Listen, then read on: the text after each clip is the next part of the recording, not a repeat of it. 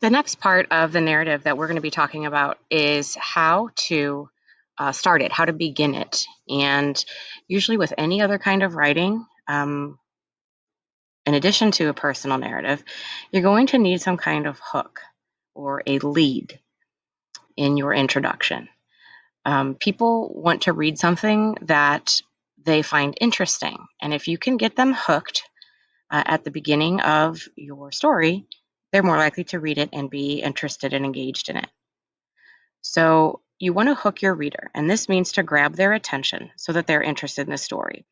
We kind of use this idea of the fish and the hook. The hook, usually has a worm or something interesting on it that the fish wants to investigate and eat. It's the same idea here. We're trying to hook your reader's interest. A lead in our hook gives the reader an idea about the purpose of the narrative.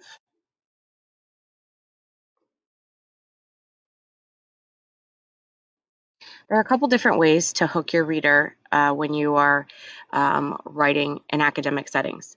The first one is dialogue. Dialogue. And this word means simply the words or the conversations of the characters. Dialogue has quotation marks around it. So it's usually anything that is spoken by a character. Here's an example of dialogue that you could use to start a story. Hurry, or you'll be late, my mother called from the bottom of the stairs. You need to be on time today. If I had only known what that would be like, I would have stayed in bed. What the day would be like, I would have stayed in bed.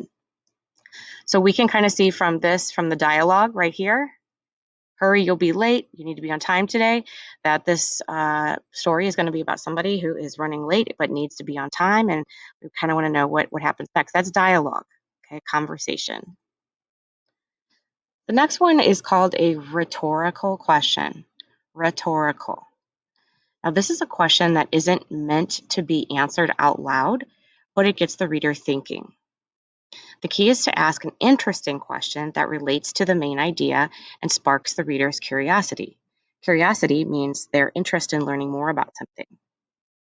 So here's an example of a rhetorical question. Have you ever wondered how you would survive if you found yourself alone in the wilderness? How would you defend yourself against predators? What would you eat? Where would you find water? Okay, now those are questions to begin a story or a narrative, probably about survival. And it gets the reader thinking about how they themselves would maybe be able to survive in the wilderness. You can see there are several questions, interesting questions that relate to the main idea of the story. Another thing that you can do is to start to hook your reader and to start getting your reader's interest is to use a famous or inspirational quote. Inspirational just means something that makes us think deeply, or something that makes us be like, wow, I totally understand that. That makes sense to me. Um, and quotes are, they are famous quotes are just words spoken by famous people. And you can use a quote that connects to the themes or lessons of your narrative. But you always have to cite. That means say where you got the quote.